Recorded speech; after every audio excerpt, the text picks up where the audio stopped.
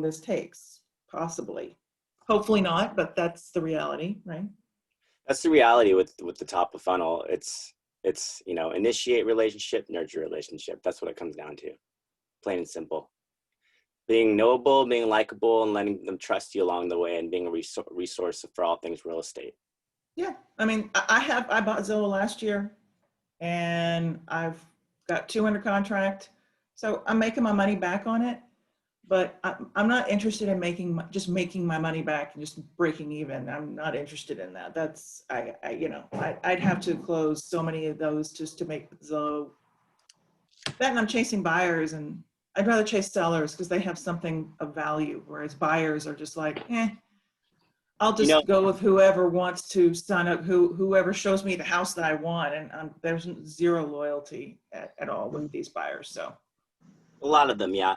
But the what I found actually with the buyer funnels and street text is that the reason they're called buyer to seller funnel, because oftentimes they're looking before they're even selling. Yeah, I've tried the buyer ad. I tried it for a few days, and I got a lot of people who were indicating that they wanted to be, like they were giving me their information, but they weren't following through to go to my KV Core website. And so when I signed them up to the KV Core website, I got crickets, or I got stop contacting me. And so I was just like, well, it's just too hard. I don't really get it. So here's my always theory on this one. When you leverage a list of properties, where are you located, Michelle? I'm outside of Dallas. I wasn't, I was just like, 4-bedroom, 3-bath homes in a particular town is how I was doing it. So usually what you do is you create a list of properties that's in high demand. Let's say it's a price point and an amenity. So let's go, list of homes for sale in Dallas with the pool under $299. I'm just making it up. Right. Now, if there's a lot of them, which I'm sure there is, and you pick a price point where there is a lot of them, the email on the other side is all about refining that and being like, hey, this is going to be an overwhelming list. I'm here to actually get this to the ideal property. And that means, what's your real price point? What's the amenities you're looking for? What neighborhoods, school districts? Like, let's really get in and dial this into the perfect search. So they know, yes, they can go through this list of properties and spend, a bunch of time exhausting themselves trying to figure it out, or they could even get into a more advanced search. And here's how you do it. Yeah, so I couldn't get people to make that jump to click on my emails from them or respond via text or anything. So I was just, I don't know. That's another game, right? That's another game. And, the game of opens and the game of plays, there's some that are good at it, some that, need a little bit of work, but it's a game of tracking. And that's the key, like, because with the street text side, you can build as many automations as you want. I think often people don't realize that even with the automations on the seller side, you have a day 1, a day 3, a day 7, and then, it goes down to month 9. Where I'm seeing the most success is when you actually acknowledge it. You can build as many emails as you want. You can build a day 2, a day 3, a day 4, a day 5, a day 6, and so forth, right? As long as it's got valuable content in there and it's personable, that's what you're looking to do. And then everything else, like, is a matter of also sending it personally. I think you save all those emails that you are also putting into street text as canned responses, so that you can send it from your personal email for, let's say from Bonbon, for example, because why not hit them double, triple, quadruple times? Because all you're trying to do is get the message across that you're here to serve them. So we're looking for the open, we're looking for the interaction. Until we really focus on that, doesn't matter how much content we put in those emails, really. So that's where, Jennifer really excels in that game, because it is a game of, did they open it? If they didn't, I'm sending it this way. And if they didn't get it this way, I'm sending it this way. And I'm slightly changing it up just a little bit to send this way, because the message is clear, right? Message is clear, especially when you're doing it. So that's the idea of sometimes when you spend some time working on that process and the flow of that process, and you can create several videos at a time that kind of works that flow, and then you just have it ready to go. It's not just going to always be relying on your automations to get that point across. Right. Yeah, I signed up for Dub instead of same thing. Bomb. Yeah, I'm still learning how to use it. And so yeah, so I'm still a baby. I'm still learning how to And use this I think one technology. thing, oh, Leon, you're going to jump in there. You go. I'm sorry. In the game of mix and match, you know, you sit there and we always say method of delivery. One of the things I say is back up a couple steps, and we need to remember first off that this is always a business. And so, I mean, I'm guilty of this too. I track the money I spend, obviously, but I personally don't like looking at my numbers until the end of the year because I don't want to settle. I want to stay hungry. I mean, I do look occasionally like how many deals I'm closing. Okay, close it, cool, this and that, you know, give yourself a little pat on the back, move forward. But in remembering it's a business, everybody runs your business separate. You're not here to make your broker rich. You're here to work for yourself. So one of the things about leads, or we say conversions and stuff like that, can't stay stubborn and just say, oh, I'm gonna let the automation go and that's it. When they talk about split testing and street text on ads, don't just split test on your ads, split test on the way you're reaching out to your clients. If I turn around, and one thing I like about HomeBot sends a monthly report. I'm paying my daughter to go in, and I've got HomeBot tied into my website for the searches. So I paid her to go in, and because inventory is so short here, like you said, 4-bedroom, go down to 3. I want to send more inventory. We don't have inventory. So I'd rather send 3-bedroom. Even if they're not looking for 3, I'm getting something across. When I see that open, I see that activity. One of the cool things with that is even if you sit there and send a quick text, people forget there's a phone, call them. I love it if they don't answer. Don't matter. I'll turn around and leave them a message. So, hey, John, it's Michelle. Just sent you some stuff. Want to make sure you got it, da, da, da, da. Or you know, you look for text messages that convert. Always a yes, no. So it'd be, hey, John, this is Michelle. I just sent you something. Just want to verify you got it. You're not bugging them. You're not bothering them. And you'd be surprised how much they come back at you. And even the ones that are no phone number, or no, you know, if I have no phone number, but I have an address, I'll go ahead, and if I got the email, I can bomb on something like that. And like I said, as long as I see the activity, I change up on what I'm doing and just try to get the response. And then, like I said, I'm laughing because right now, in looking at my things, people that I've had in the system for 2 years have been the most responsive for what I'm doing. And so, you know, never chase, don't worry about the newest one that came in. It's going to happen, but don't forget the ones you have in there because, you know, Michelle, like you said, you've paid for these leads. That's a long-term thing. Then don't forget to go back to the beginning of the long-term and work your way through that as well, because there's people there that are ready to go. Yes. That's a really good point. I love that I quoted you within about 10 seconds of you talking. Harper drops quotable things like no one else. I love it, Leon. So I think there's another point here. So we talked about the hungry. Marcus talked about the activities. One of the things that's really, this is the nuance to it, is that you have this person's best interest at heart. You want to convey that early on in your messaging, in your approach.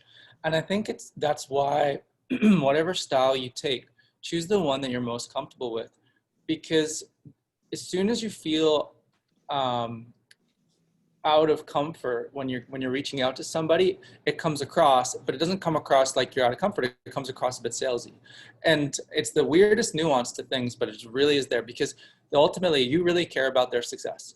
You want them to list or buy with you because you want to help them find their dream home or sell their home and give them the best position, best chance on the market.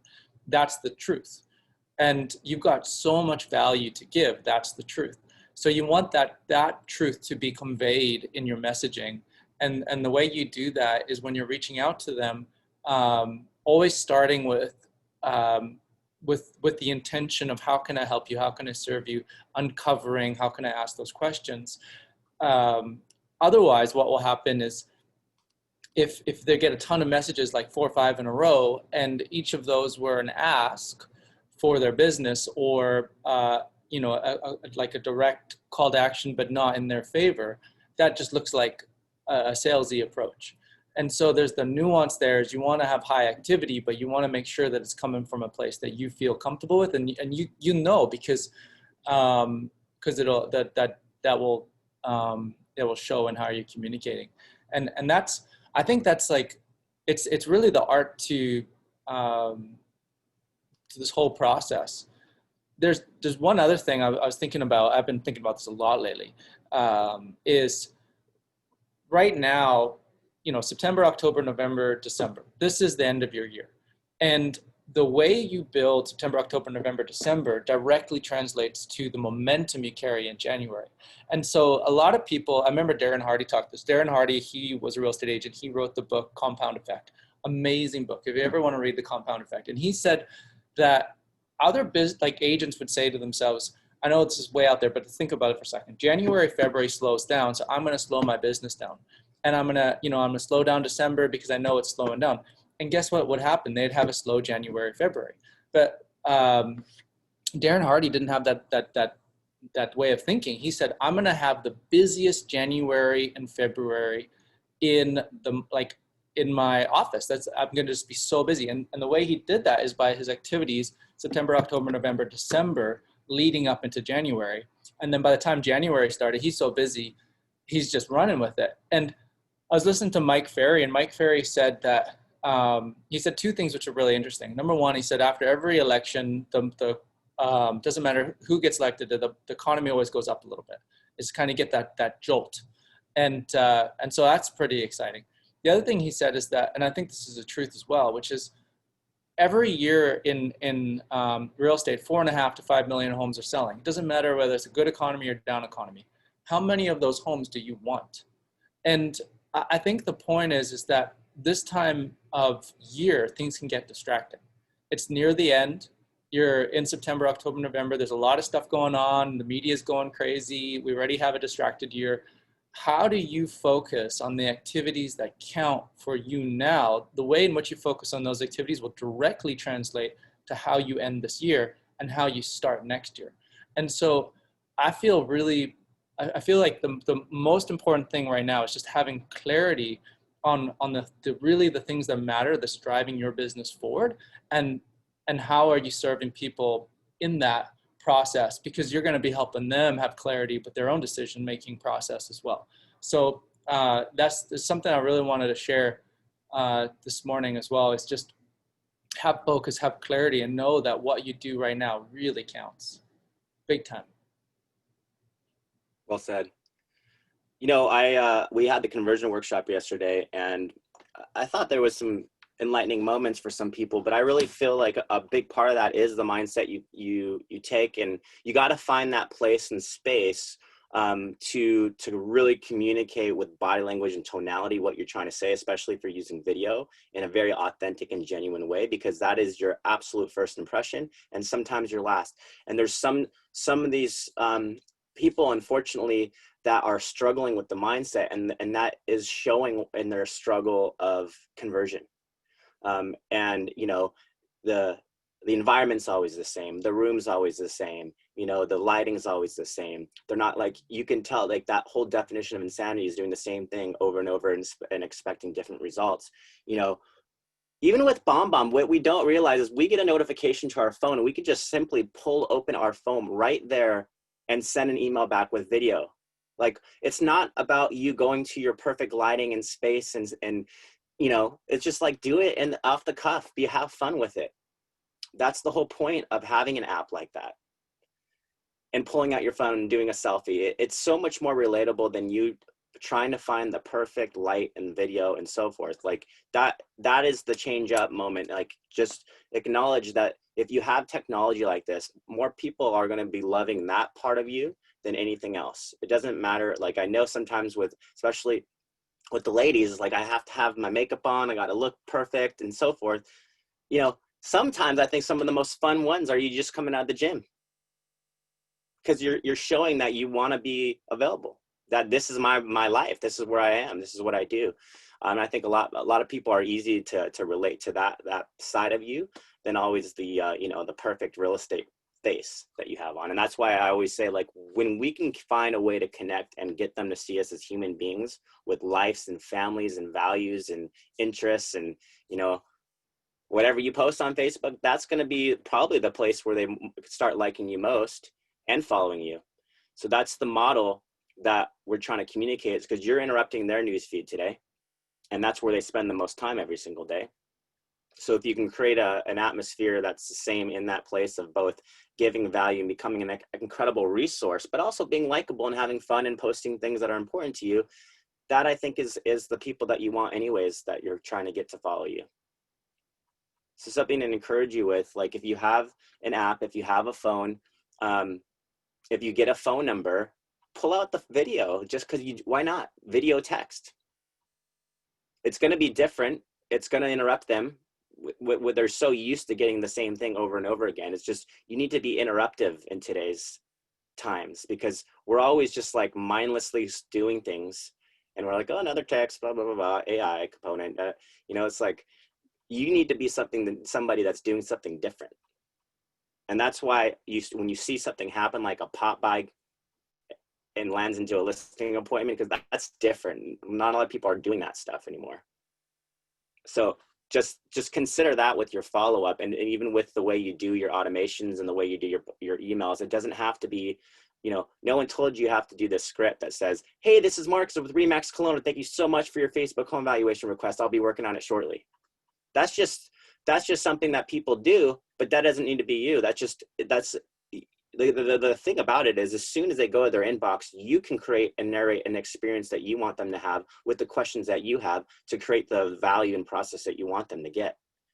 It's no one said you had to do anything and said you have to like produce this CMA and do this screen recording CMA and this, and this. The key is they want to know what their home could be worth or a list of properties, but now you can create the value and the process and the communication around that, however, which way you want. And that's just something to consider. And I think, you know, when you say videos, if it's a blooper and it's funny, leave it in there, because you're always talking about humanizing yourself, something funny. I've messed something up. I laugh, go blah blah. So okay, what I really meant to say, because at that point they're laughing, they need to see you're a person, not a robot, and you know, they know you're not on script when you do something like that. Yeah, I mean, do you get an environment where they can see you though, right? Like, you know, I would love to bring my wife, who's in broadcasting and television, on here. And she's like, Marcus, whenever I watch your masterminds or any of your trainings, I'm like, I just want to start giving individual consults for everybody.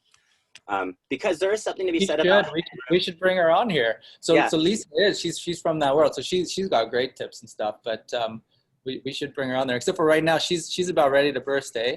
Yeah, tomorrow. Tomorrow, yeah. Tomorrow's the day. Tomorrow is not only the day that Lily Grace is supposedly going to be born, but also our 9-year anniversary. So this is Marcus's 4th child, 1st daughter. This is a big deal. Yeah, it's exciting. very. You had to think about that for a minute, Jonathan. You're like, how many get? Oh, 4. You know, I mean, here's the thing. I think all of you know who are connected with me on Facebook, and you've seen videos and pictures and so forth. Like that side of me makes Street Techs more relatable, you know, and that side of you makes those people who haven't met you yet more relatable too. So I think that's an important thing, that we have to bring them to the lives that we live every day, because if not, it's always going to be this like distance of, oh, you're just trying to get my business. And I think, you know, us coaches here at Street Techs have always tried our best to facilitate a relationship early on Facebook, so we can guide you into the group, into our community, into the resources that we have to show you that, you know, we're all about helping and serving and giving you the best experience, so that you would never have that mindset of, oh, Street Techs is just trying to get me to sign up with them. Like, of course we want you to be part of the community, but we want you to see the value of this community style training. And I think that's the same thing. You want to figure out how to create your social media environment to do the same. Ira, you were jumping in here too. Yeah, I think one of the things about keeping your energy high in body language is just you have to prepare yourself for the rejection rocket. Like every day you're going to be rejected. It's just part of doing business. And I think what sometimes we see is we see the people who are being really successful and we assume that they're not receiving the same rejection. No, they've just learned to navigate it differently. They've just learned to not let it define whether their actions that they know is producing good outcome in the coming months ahead. They have a vision and they're looking ahead, just like John's saying, like, you're doing the work now, but unfortunately, you're not going to see you're only going to see the rejection now, because people are quick to say, no, leave me alone. And then you allow that rejection to define the activities you finish with today and how you start your next day. And it's as simple as like learning that rejection is just part of this, like learning that you're going to hear that at the beginning and just keep don't hitch a ride on the rejection rocket. Like when someone says no, that's just part of that's just part of working on Facebook. They clicked on your ad. They weren't sure what it was. You've provided some amazing authentic messages that explains what it is. They're not ready for that. So the next person that comes in will. And I am notorious for consuming content for a long time before I make a decision on it. So there's times that I have made a purchase, but that has been happening over like 8 exposures. Like it's taken 8, 9 times for me to go through the content and to see it. And I'm consuming it and I am not responding to you until I make the decision to move over to the next. But you stopped your follow-up, you stopped, like you kept starting and stopping your process instead of just allowing your process to run imperfectly and refining it over time and knowing that those results are going to pay off. Like I know we were saying the other day in the office, Donna Swansea, who we use all the time, who's still using Street Tech, still doing all the things, still jumping in there. She's just not showing up. She's too busy in life to do all that other stuff. I think it was 3 months before she received anything. So she didn't get the responses, and that deal was 5 months. John 5 said. months. It was 5 months. 5 months. 5 months. She was working hard at it for 5 months before she heard a single response, and then she got her first appointment. And sometimes we forget that she's done more than 200 transactions now. Like William, but it's, you know, it's that snowball that takes time. And I was just thinking, I just want to jump on the rejection rocket thing. Immediately, 2 things came to mind. First one is, I think everyone's experienced that ouch moment where we have an ad running and we get a comment and we're like, ouch, that one hurt. And you're kind of like debating, do I block the person and ban them, just hide the comment and ban the person, or do I respond? And there's a right time to both. There's a time where you look at a comment and you're like, that's just spiraling. It's my very first comment. It's spiraling. I'm going to get rid of it. But if you've got like 5 good comments and you got a bad comment, just let the comment go. Maybe respond with a happy face. And the other thing I was thinking is my daughter, she's just started preschool again. She's 4 years old, or almost 4. She'll be 4 in 2 weeks from now. And she's telling me a story, and she's like, yeah, so this girl in my class, she pulled my hair. And I was like, ow, that wouldn't have been very pleasant, was it? Like, what did you say? And she says, I said, ouch. I was like, good, that's the right response. That's the right response. And so the next thing we talked about was like, now you're going to have to forgive her.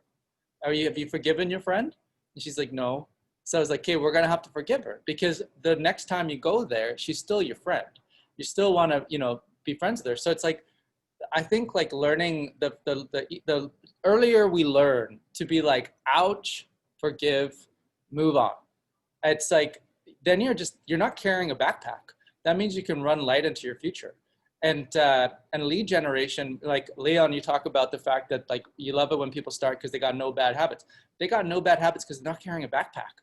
They are fresh eyes, fresh perspective, jumping in, moving forward. And I think the best way we can move forward with that ease and energy and hustle that we all talk about is just letting go of that backpack and going forward. Yeah, So no. I just want to say something here too, because I see it a lot because people are like, well, I'm not getting any responses. They're not replying. They're not, is there something that we can do to force this or force that? And I was like, look at the approach that you have, because we're all in business and we need business. That's why we're generating leads, right? But that's us. Right? That's not what the lead is, right? So if it's the seller lead, what they need and they're requesting is that home evaluation. What we need is we want to close, get a listing, close the deal. Maybe it's in 3 months. We've got, and they're very real needs, right? It's a very true thing. But if we start projecting those needs onto those leads that are coming in, that's when when your language, your body, language and everything is going to actually say that. You're like, I need you. I need your listing, versus you've requested a home evaluation. I'm more than happy to provide that to you. You provide that. If you don't hear from them, you've served them. You've actually given them what they want, what they're looking for, and rest in that. Like, hey, that was a good job. My next step is to make sure that I continue to serve you, right? Continue to give you value, right? Maybe that home value has changed a couple of months from now. And we all know the market's like insane right now. And so I'm going to update you with another evaluation, or I'm going to give you a market report, or I'm going to give you, here's how to survive with kids at home, homeschooling, right? Keep your home like clean because now it's a disaster. So when we constantly go in there with that serve, I'm not trying to get your business. They're going to come around at some point, right? Because you've given such incredible value. Dyer was talking about those 8 touch points. Well, those 8 touch points are just, wow, I'm just seeing so much value here. Of course, I'm going to go to that person. I'm also going to see it in, you know, Leon, I'll point you out because you're at the top of my screen here, but Leon's giving a whole bunch of value, right? But I'm not even ready to list my home yet, right? But Leon, I've got a buddy who's thinking about listing his home, and I keep seeing all this value from you. I'm going to recommend. I mean, he doesn't know who. He doesn't have an agent. He's, you know, he's asking, like, you know what, you should check out this Leon guy because he seems to really know his stuff, right? The other very real thing too is people's timing with things as well, right? So right now, my wife and I are tabling a huge decision to move to North Carolina. Well, in order to do that, we have to go through the whole immigration process. Well, we can't even apply till January. Now we're going to have to sell our home and figure all that out. So yeah, I'm thinking about selling my home, but I can't do that. I can't even table that until January. But am I interested in my home value right now? Absolutely, 100%.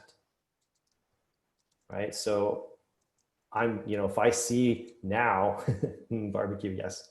Not gonna lie, I was actually thinking the same thing. Yeah. So, but it just comes down to really understanding, okay, we can't affect their timeline. If I'm providing a value, I've already served them, I'm satisfying what their need is. That actually goes a long way, a huge way. Like I entered, you know, how many Facebook ads are there out there and you've clicked on something and maybe something didn't happen or you didn't get to where you wanted to, but now you've clicked on an ad, you provided your information, even if it was just an address because you're afraid to get, you know, what you thought it was a home automated, but then suddenly you see something in the mail or somebody comes by your home. I mean, like, what in the day and age that is now, like stuff like that's unheard of. That's like service that people just don't see on a regular basis anymore, which is unfortunate, right? But it's incredibly important, right? So Love that. I wanted to quickly touch on something here as well, and just it's something that happened this morning that seems to happen every so often. It's the where are you spending your time in terms of your mentality? Like, what are you focused on? And understanding that, you know, as Ira mentioned, the rejection rocket, there's a lot of negativity in the industry that we're in. It's the way it is. It's the way it'll always be. But if you focus on the negatives, you don't see all the positives. And that's really what we need to focus on.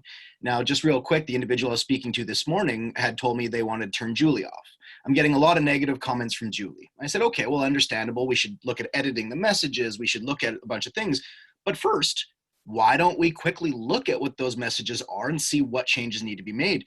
Now, of course, we get in there and I'm seeing the standard, who's this, and a couple comments that weren't exactly what I'm looking for. But basically, for every one negative comment, there were 3 people saying something like, hey, I'm leaving town, but I'll be back in a week from now. When can we set up an appointment? So there's so much positivity in there that wouldn't have happened otherwise, but you're getting tired of hearing the who's this, or you are getting the odd negative comment. Again, it's where are you going to spend your energy? What are you going to focus on?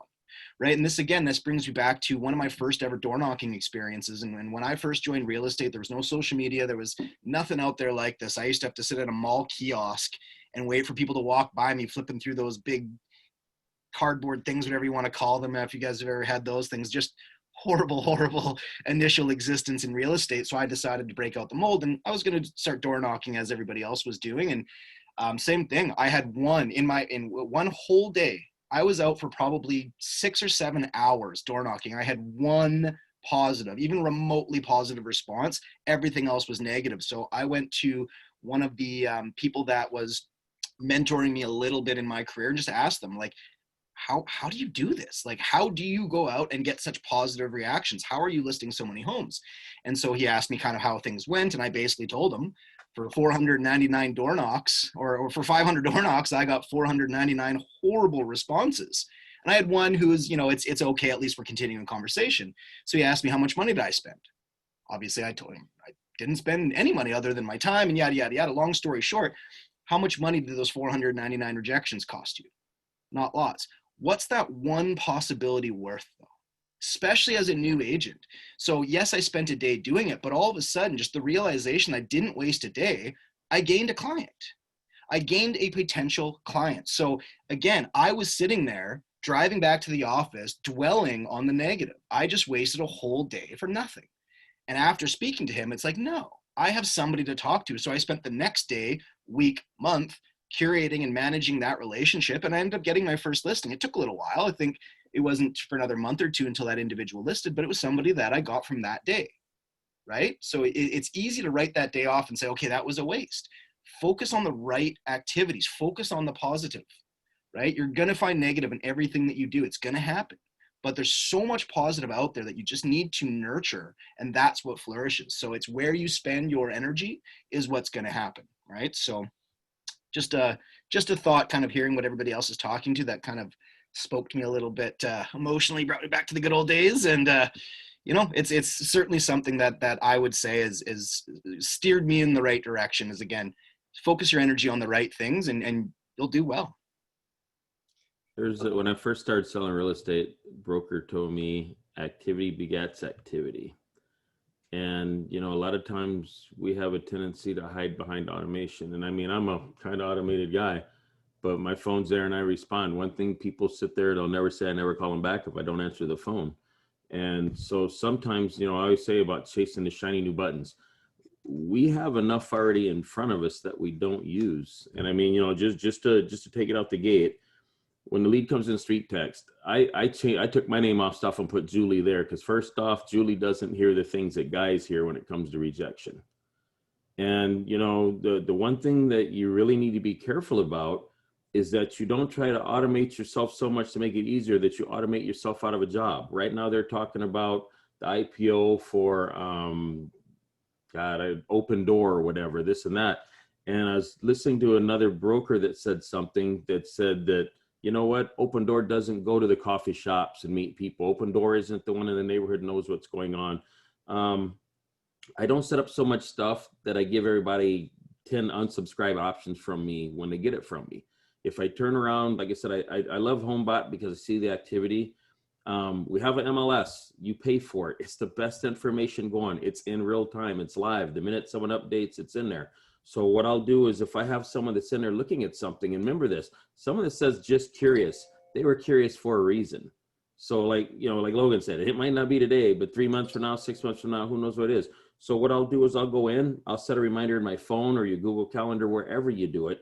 It doesn't have to be once a week, but I will go send them guys something saying, hey, recent solds in the neighborhood. I send it around the MLS, and I don't send it out of my website. I send it out of the MLS, because what I don't want to do is have so many what I call junk leads in my my website going through my CRM that I'm wasting, because productivity is getting the most out of your time.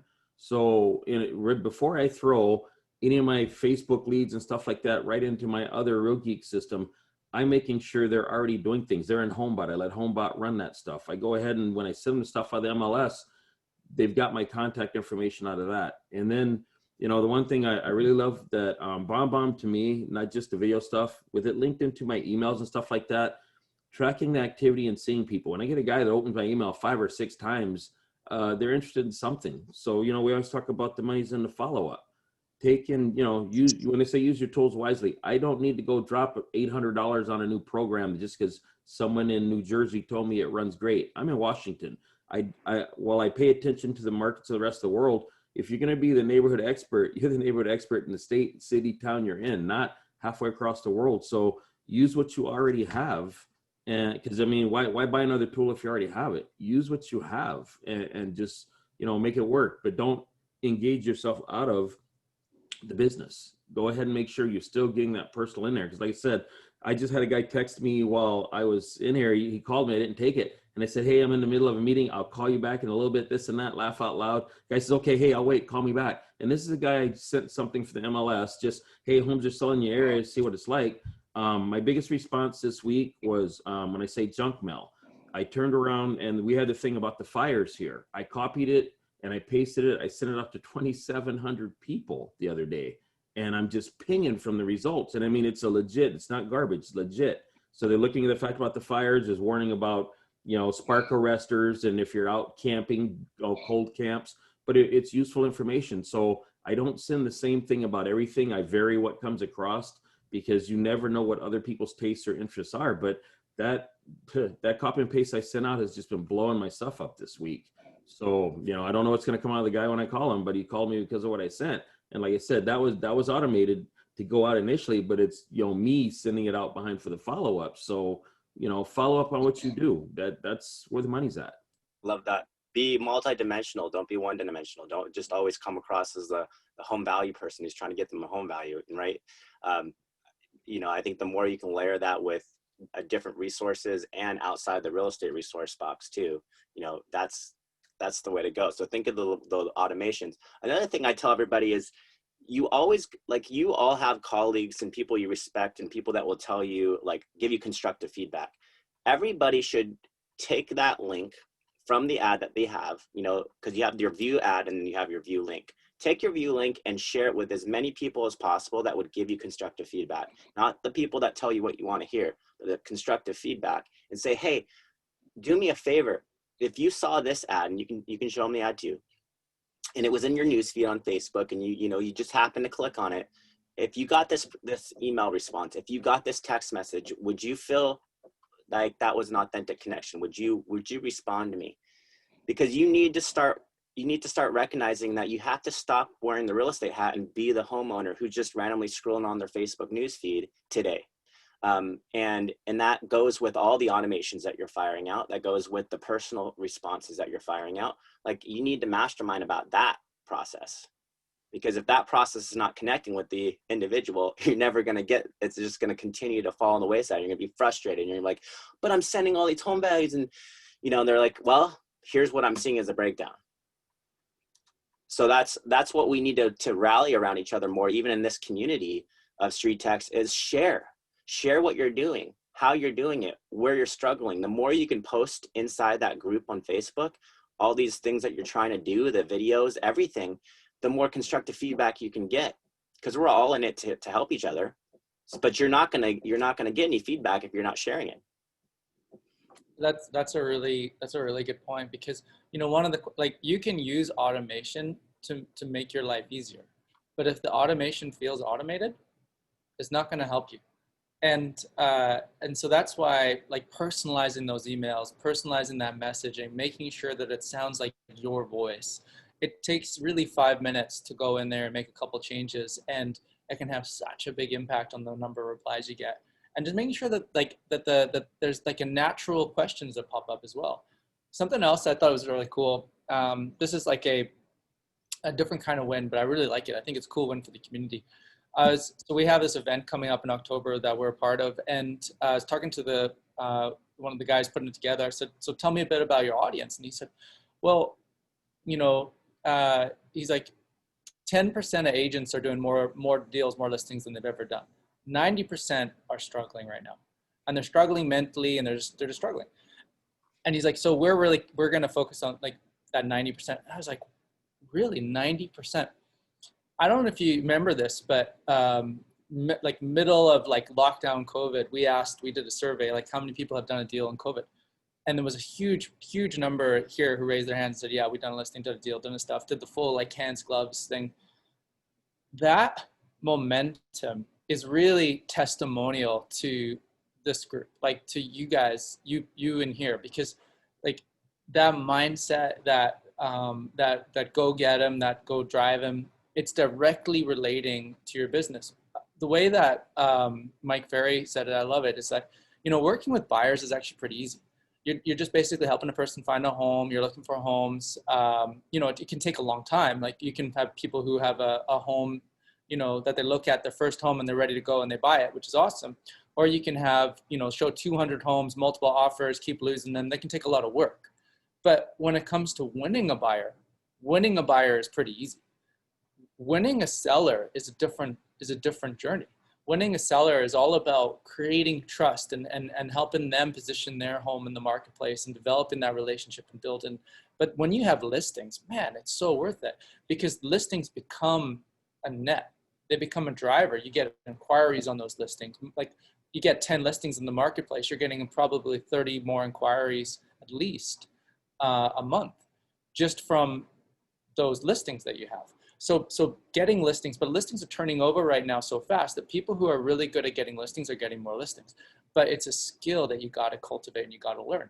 And that's what one of the things I was thinking about. I love this group. I love this group because it's like the right mindset. It's the right attitude. It's the right looking at the opportunities that are in front of you in the marketplace, and then going ahead and taking action right away with it. And that's getting you more listings, getting you more results. And so if you're in the journey and you're like, I haven't yet got my listing, don't worry, don't feel discouraged. Like, it just means that your opportunity is coming.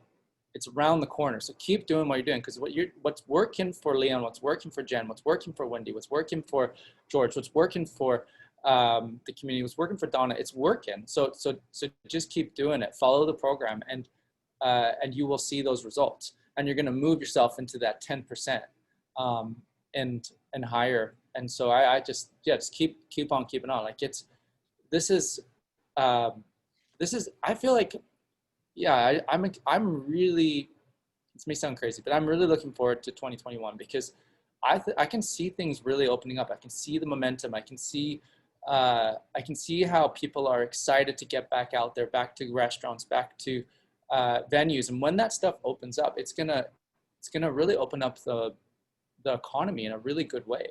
And I can see that activity just like, yeah, boom. It's just really, so I'm really excited about 2021 and what we do now. Yeah, it's a great 16 months ahead, George. Like what we do now, when it's busy, when you're in this, you cultivate those skills, those behaviors. When, next year, it's only going to put you in a better place when things get even easier. So it's just building those muscles. Yeah, it's well said. And I'll also recommend changing up the automations as frequently as possible. I know a lot of people, what they'll do is, we heard it before, they'll change it up based on the weather that day, right? And Leon, like you just said with the fires, like acknowledge, like the more current you can keep it, the better. Like with what's happening in the local atmosphere and the local environment, especially if there's something big happening in your area, it keeps that more personal and relevant. So I would say that. Also, another thing to consider is when you send something out, you should always send up another email follow-up to make sure they've got it. Another thing is to send follow-ups to verify people. Like, hey, I want to get you this home value, especially if you just bust out the phone and you did the bomb video, but I have to verify that you're actual registered homeowner. I pulled up tax records. This is what I found. That type of stuff is just as important, because if you're looking to serve this value to somebody, you're trying to verify their information. And lastly, I wanted to say is when you do cross-reference, because part of street text is ultimately becoming a detective, right? We call it Facebook stalking and we laugh about it, but the truth is you're always doing this so that you can see those people as human beings. Because until you do, you're always going to just recognize that as, oh, it's just an email, who hasn't responded to me, or, even worse, an address. And so the moment you can go in there and humanize it for yourself and do whatever you can, Google their name, search their name, Facebook their name, like you never know what you can find on the internet for that person, especially, 6 degrees of separation. There's always mutual friends and values and interests and so forth. That one little piece for you is going to allow you to now segment Facebook a little bit differently with the friends list options. And again, it's not like you're just trying to like, well, they didn't accept my friend request. That's good, but at least you can see them. And then now when your automations and your personal follow-up can always point back to the message request sitting in their or their messages sitting in their message request folder. Because the moment they read that now becomes the driving force of your communication. And everything now translates to Facebook for you instead of having to figure out all these other communication vehicles. Just so a couple of things to think about.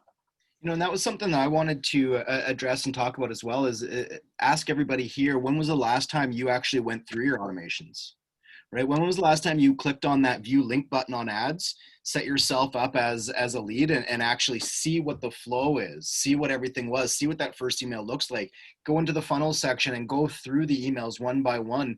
Ask yourself, I'm no longer a realtor. I'm just a homeowner who lives in my market. How do those messages relate to you, right? They're your messages, but they should resonate to you as a homeowner, right? If they don't convey the messaging that you're looking for, if they wouldn't make you want to respond, consider crafting a different message, right? I mean, everybody's got what works well for them, of course. I find that there's initially two very common conversation starters. Typically, a lot of people will ask, questions about the home. Tell me about your square footage. Is your basement finished? Is this? Well, if that is not getting a response, how is that enhancing the relationship? If you're not getting an answer to those, consider asking a different question, right? For me, for instance, what I like to do is, instead of saying, tell me about your home in terms of square footage and everything, and I've gone over this with this group, I'm sure, before, but consider asking relational questions, ones that evoke an emotional response as opposed to a statistical one, right? Something to the nature of, what is your favorite feature of your home currently, right? And if you could change any one thing, what would it be? Do either of those things help you in your value report? No, not at all. But they further that relationship, because you got to think of what's going to make somebody want to answer me. And when I ask them to tell me something that makes them happy emotionally, people like to share that, especially the more relational ones. And if they are more relational, which is my style as well, there's going to be a better fit. So for me personally, that's the right approach. That's what works for me. My ex-business partner was a very transactional individual. Him and I kind of didn't, end up seeing eye to eye throughout the rest of our careers, but the way he approached things was considerably different. And what worked for him because of the way he was. My methods wouldn't work for him and his wouldn't work for me the same. But again, that's the purpose of groups like this and these discussions, is hearing what other people are doing, understanding that there's a different way of doing it, but then finding what works for you. And again, the most important thing when it comes to the automations is getting a conversation. You just need a reply. I don't care what that reply is. Soon as I've got that reply, the door's open. Now there's reciprocation. There's a conversation taking place. It's not one way, me just telling them stuff and asking them things. Once I get a conversation started, now I can personally ask them the questions I truly need. So again, for me, I start with relationship building type questions, elicit a response, and then I can write them personally. Hey, tell me a bit more about your home. Hey, are you ready for me to come look at your home and value it personally? No? Okay, great. Not a problem. Let's start here. Tell me the answers to these questions, and then you can come up with a better value proposition for them. But again, if you're not getting responses from your first few emails, look at them yourself and get an understanding of how does that make you feel? How does that work for you? And if it's not working, fix it.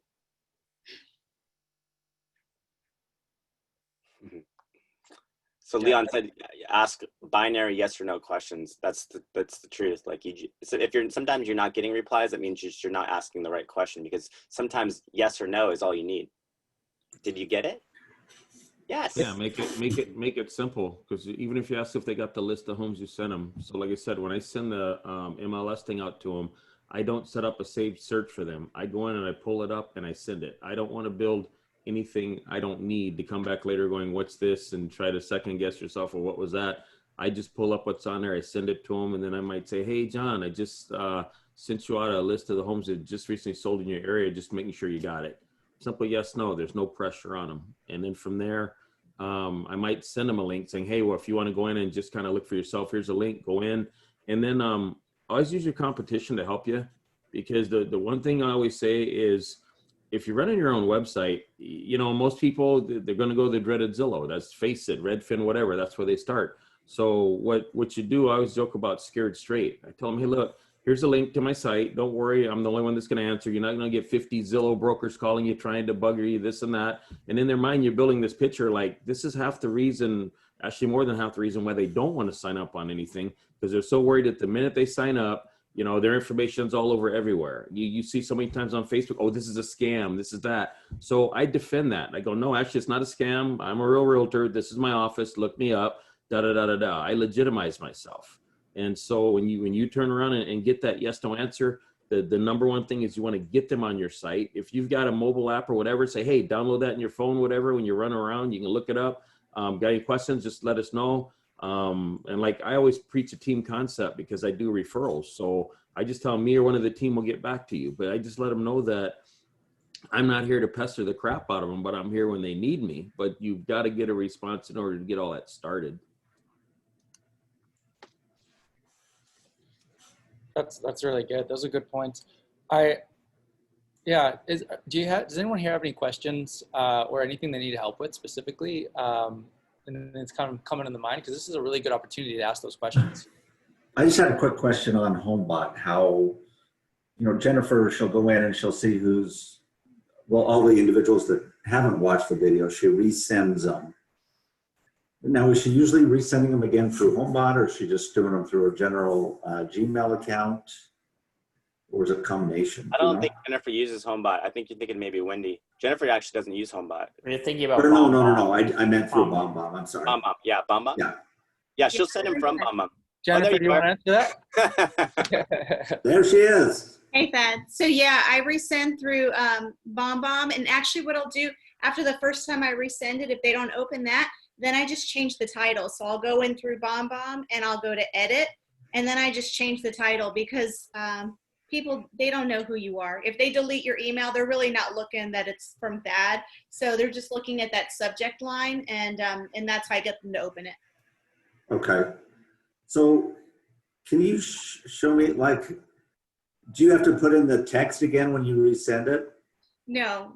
So what I do is I'll see what the address is. Like if it's 123 ABC Street, in BombBomb, I'll click emails. And then there's a search bar, and I'll just put 123 search. It'll bring up the email to 123 ABC Street, and I'll press edit. And then I'll just edit the subject line, and then I'll send. It'll let you resend it. Okay, I'm trying to look. I've got mine open right now, so I'm just. So yeah, so you go to emails. Emails, I'm on there now.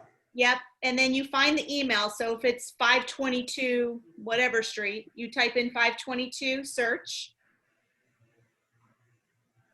And then you'll click the edit button. Okay. Well, and you can see all your emails there just by clicking emails, which ones have been opened and not, right? No, I think you can only see that on your dashboard. Oh, you're right. Okay, got it. Yeah, I think when you click on the actual emails, you can track it and it'll show you specifically, but it's just easier to look at the dashboard. Right. Yeah. But from the dashboard, you can't resend it. You have to go into emails. Correct. Yeah. Okay.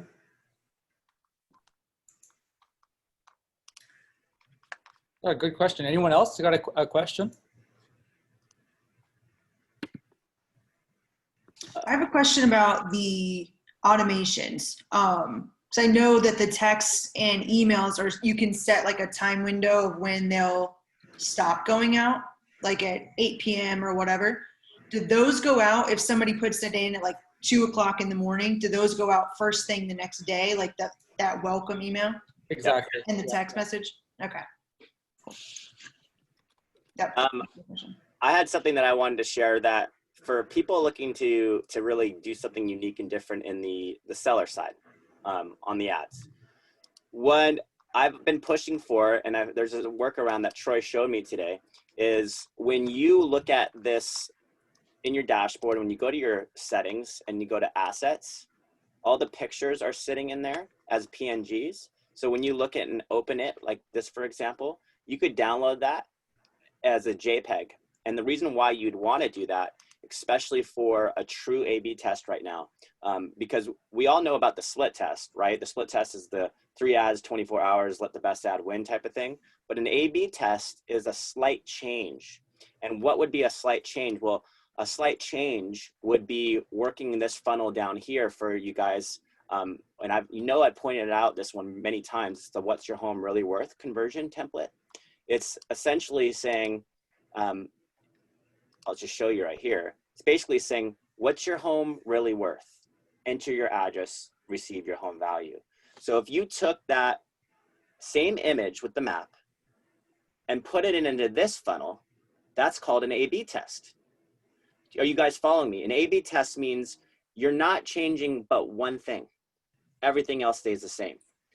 That's a true A/B test. A split test is when you're doing the same thing, you're just testing out the different audiences. That's because in the first 500 people reached, Facebook is developing some sort of performance algorithm. So this would be your next step if you're not seeing results with that particular funnel. Even if you are, you're always trying to beat that last ad performance. This would be the perfect one to do. And I would, a lot of people are throwing in their own images in there, and that's totally cool. But this would be more, I think, effective, because the map has always worked. Now, why not try it with a slight change of verbiage to see if it's actually the verb that's pulling in?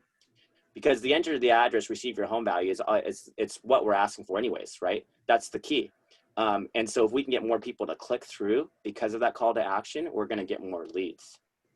So again, if you go to your settings tool and go to your bottom right here where it says assets, you can download these PNGs as a JPEG, and then you'll have the ability to enter that visual that we use with the typical seller ad. And that would be a great split test. Until we have that funnel built out, that's your workaround. And I think you're going to get really good results that way. That's a great tip, Marcus.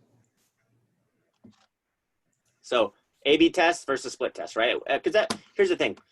Everybody wants the lowest cost lead, right? If you're going to be working street text, that particular funnel right now is actually producing like about 4 percentage points higher than the 60% for the typical seller one. It's about 64%. The average stats are showing across North America about $1.75 address versus a little bit over $2. It's about showing a $4.50 email versus the $6 that we see on average. So it's like getting lower cost emails, and actually $15 or lower for the phone number on average versus the 18. So it's obviously showing better performance standards. It makes a lot of sense to me to A/B test that. And when I mean A/B test that is you absolutely can go in there and do your own like visual with, a home or a landmark or whatever you want. But that's not truly the split test there. That's another A/B test. I think a true A/B test is going to be just slightly changing the text on there, and that would be your workaround to do it. Anybody have questions about that? Does that make sense for everybody? Something else I want to mention is, so over the last week and a bit, we've noticed some really weird deliverability problems with Facebook. And let me just, I don't know if I can share, yeah, I can share my screen. I was going to share this. This is basically what Facebook has sort of announced. Now, they say that they're, so basically ad deliverability is still experiencing issues. They say it's resolved, but it's resolving, which means it's in a process of getting fixed. But basically they had a code change cause a temporary reduction in ad deliverability. The issue is now resolved. The ad should be delivered as expected. But we're noticing that there's still some hiccups around that. And so what that means is you want to think of 3 things. So when you go to create your split test, start with the split test, start with the ad creative and the split test. If you get a winner, good. You know that you're going to get a winner. If you haven't got a winner yet in 12 hours, give it the full 24 hours, or even considering giving him more time, like maybe 36 hours. Just extend the amount of time that you're giving for your split test. If the split test doesn't work, then you go on to the second thing, which is try a different ad. Try a different ad. So do the home value, or try a different one. If that's still not working, then it's one of 2 reasons. It's an ad deliverability problem, which means you just need to give Facebook like 48 hours to kind of figure out their server issues. And And if it's not that, it could be a reputation problem on your account. And so the way you'll know the two things is if you have ads that work great and for whatever reason they're not launching and not getting delivered, there's no problem on your account. Your account's great. Just give Facebook a day. Just give Facebook a day to just kind of figure out their deliverability. And I think the reason this is what's happened is that on September, the beginning of September, Zuckerberg announced they weren't going to have any political ads on Facebook. That's a good thing. Everyone's happy with that. I think the world's a better place. The problem is that announcement was a surprise to all their engineers. And so they went to disable them, and that just changes the whole way that their ad deliverability works. And so they're going through a bit of a storm in the dev side to figure that out. And I think we're experiencing the hurdle. And then, of course, to make it the perfect storm, it's back to school, which means people's behavior's changed. And so just give Facebook a week, and it's the beginning of holiday marketing. So just kind of think about all those things as factors. So if you go to launch your ads and you're noticing, like you're not getting the traction, give it a day, then do the exact same test again if it's not an account problem. If it is an account problem, I highly recommend speaking with one of your coaches, maybe figuring out because you're going to have to like create a new account, like basically ad account, but you'll know that because your ads will have not worked before. And so if you have got ads that have worked before, then you do not have an ad account problem. That's not an issue for you. And then the other point on this as well is that there are normal fluctuations on ads. And if you look at your ads in the course of history, you'll notice that you'll have a good ad. Some ads will last up to 2 years running, but there might be like a few days or a weekend or something where the leads kind of just stopped. If that ad has had a history of running, you can have one of us come and have a look at your ad. That's no problem. But most likely it'll just pick up again in a few days because it's got such a good score. It's got such a good reputation. And so don't worry about those ones because they'll just kind of sort themselves out, and then the average cost per lead will stay strong. It's just really within starting a new ad, when you're launching a new ad for the first time right now with Facebook's, but it should be fixed. Moving forward, we should see its result. It's just been one of those really weird things to have to navigate this week, given the fact that it's back to school as well as holiday. So it's figuring that stuff out. So here's also a fun thing that's going to be interesting. That's unique to this year. So we know that we're going into, we're heading towards that holiday season. So seasonality is going to happen. Typically going into November, heading towards Black Friday, your competition really becomes not real estate, but retail, right? So typically what you're going to see is your stats are going to go down. We all see it. What we also know is that the people that really cut through all of that are typically really motivated. They're higher quality. So that's a great opportunity. But what's unique to this year is that I can't remember how many of the major retailers, I think 60 or so, have announced that 10/10 is what is going to be the launch of basically the new Black Friday. So they're starting early. The reason they're doing that is because they want to spread it out. Like they just don't want everybody like flooding the stores come Black Friday. So they want to spread it out, also allow for shipping and all that stuff. So you can imagine now that they're going to be ramping up early as far as their advertising. So we're going to start to see that earlier than we would normally see in any other year. So keep that in mind, but also keep in mind that those people that are cutting through, that are leaving their information, if they're cutting through all the noise of all the retail, they're cutting through all the noise of back to school, if they're cutting through all the noise of the election, they're probably very motivated. Yeah. And we're gonna work closely to make sure you still have the very best ads that are performing during this time. And that's one of the cool things about the funnel page is you can always see those stats are up to date. So you can say, oh, this ad is working really well right now. We should be, really recommending that one. Go for that one. So you always have access to the best ads, and we're always working on the back end, working with creative, and so we're gonna keep bringing out some new ones here in the next month as well. But the number one thing, you've got a huge amount of database. Focus on those. Remember the activities that really count. Keep doing that. And yeah, this is a weird 7 days if you're trying to run a split test, but it should be over now. So we should be past it, and we'll get better. It just keeps us on our toes. Facebook just keeps us on our toes. So when we're in the ads page on inside our Street Text website. And we're looking over at the last 7 days, and it has the little green squiggly or the yellow squiggly. Are we, those are accurate? We're trusting those? I should go by that, or? So you're talking about how it's trending. Yeah, if you see, we have another page that we can pull up as well, which you get kind of a score around your ad. But yeah, take a look at your trend. Make sure that your trend overall is pretty consistent. But the way that you can tell whether or not an ad is hitting it is by the frequency of views.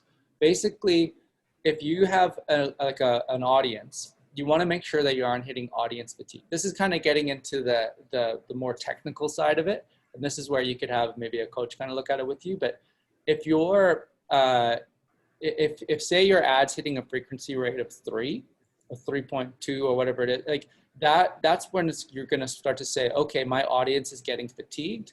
This ad isn't going to perform as well. For the most part, that takes a very long time to achieve. So if you've launched an ad and you're noticing like some general fluctuations within like a week, you should be fine. But if you're saying, hey, you know what, I'm noticing the trend is kind of doing this, the way to do it is keep that ad running, launch another split test against it, and then see if you can beat that ad. So don't turn all your ads off. Just keep the one that's performing best running, and then always try to beat the winner. Always. Always beat the winner. And John, don't forget the organic relevancy you can create by sharing it to your personal sphere. I feel like everybody thinks this is all about paying Facebook and running into new audiences, but you neglect the audience you already have invested in, the relationships you already have.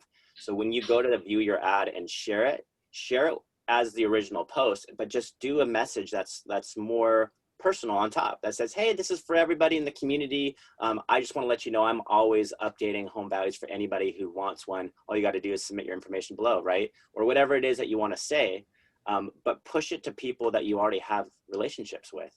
Even if it's just to get their opinion. Hey, what do you guys think? Would you, do me a favor, submit your information. I'd love to actually right? But don't neglect the organic relevancy you can bring to that, because Facebook loves any social interaction. So the more comments, the likes, the shares it gets on it, it's going to actually drive the performance on that as well. Yeah, and social proof goes very far on Facebook, and that's why sometimes you'll see ads pick up over time, because they get that comment thread. And that's also why I said at the beginning, if you do get a negative comment in your first comment, don't like be afraid of hiding that comment, because it's your first comment. You want to build almost like a thread of good comments first, and then if you get one, you can kind of engage it and turn it around. And another thing I want to quickly say, John, is when you run split tests and A/B tests, you can be as hyper aggressive as you want.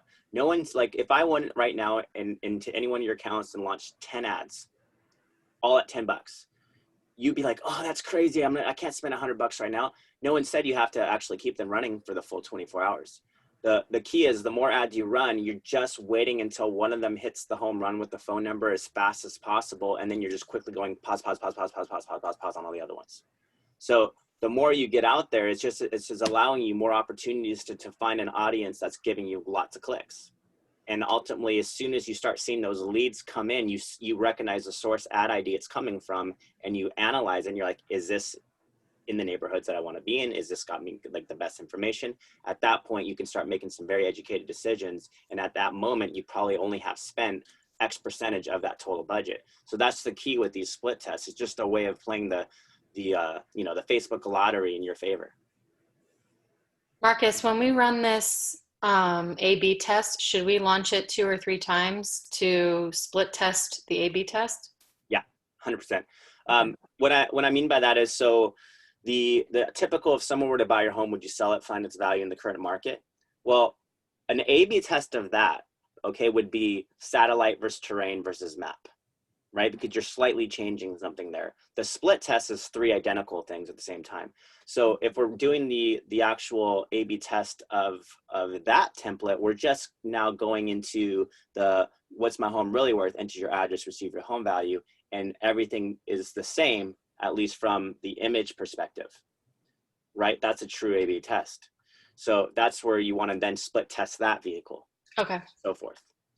thank you. One other thing though, we forget sometimes going to look, because people kind of click around and street text a little bit. I would highly recommend everybody go in and check to see what funnel, what you're running, because I just set mine 9 months and let it go. Some people are running really short ones, and I'm gonna tell you what, 3 months comes so quick. 90 days is here and gone, and you might not be, you're wondering why you're not getting activity. It's because what's going on is you have nothing going out to the clients in that database. So what you want to do is go look and make sure if you had a campaign running, make sure it hasn't stopped.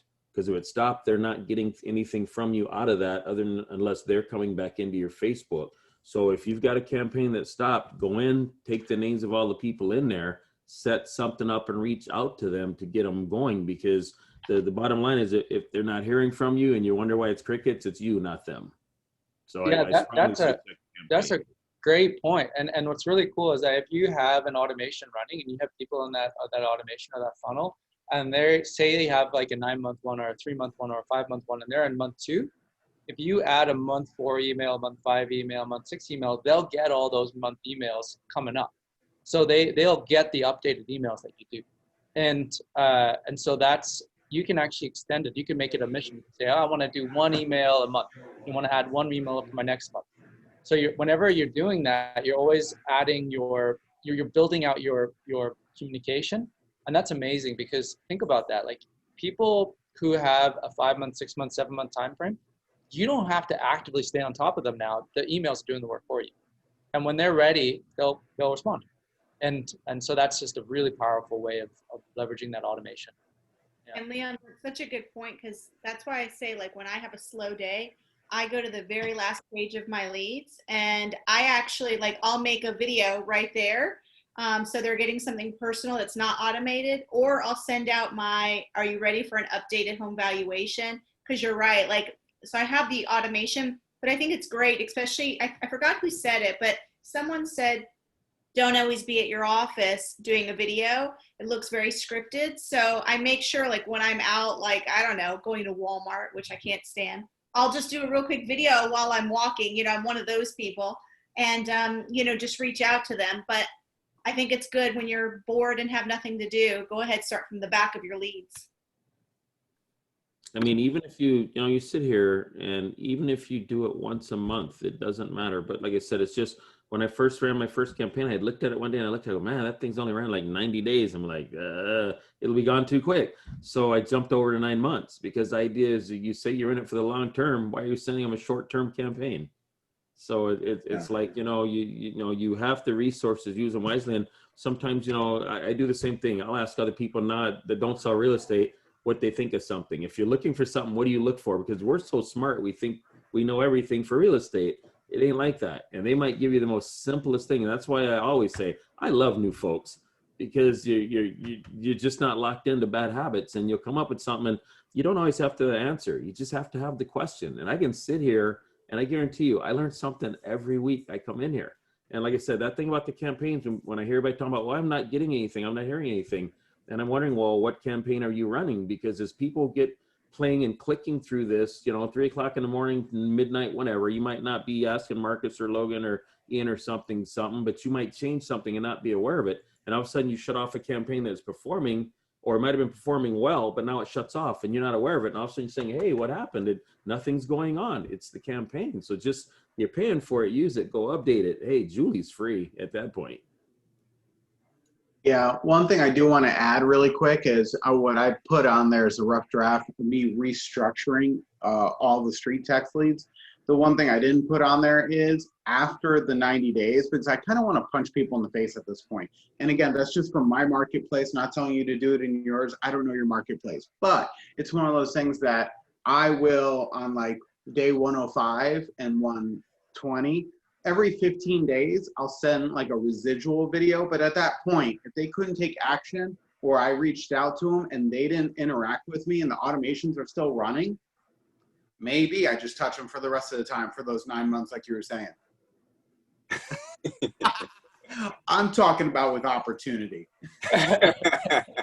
Everybody's laughing when I'm talking about. Somebody put something in the comments. I started laughing right away. That was so, oh yeah.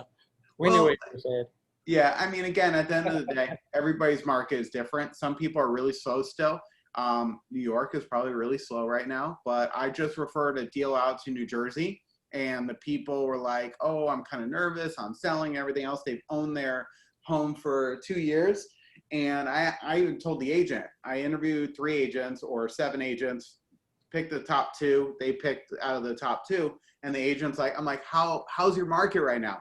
And he goes, George, I go, how long do you think it's going to take to sell? And this is Jersey, right next to New York. And he goes, 16 hours. And I'm like, whatever. I go, is that hot right now? He goes, Yeah. 48 hours pushing it if I overprice it. I'm like, really? The people just called me 48 hours ago. They sold it in 12 hours over asking multiple offers. These are the type of people that you want to warn with street text, because then if you give them a whole bunch of value and you get them excited about what's going on, maybe they'll raise their hand faster. The biggest thing is trying to be their advisor, to share with them the blueprint for success, to minimize their stress, minimize their headaches, and to point them in the right direction so they can create an action plan for themselves and a tentative timeline. When people are just like, oh, I'm just thinking about it, say, listen, let me help you create a custom blueprint for you and your family. That blueprint is going to give you your best chance at success and understanding the market. It works. Love Yeah, that's really good. I think we should probably call it here. We're already a little bit over time, but that was awesome. Thanks, George. Thanks, everybody. Thanks, Jennifer. Thanks, Leon. Thanks, Michelle. Thanks, you guys. Yeah, Appreciate it. everyone. I really appreciate it. Okay, see ya. Bye, guys. Hey, y'all go sell stuff. Look for the pictures coming soon. Lily Grace, baby. We'll see you. Congrats. Thank you.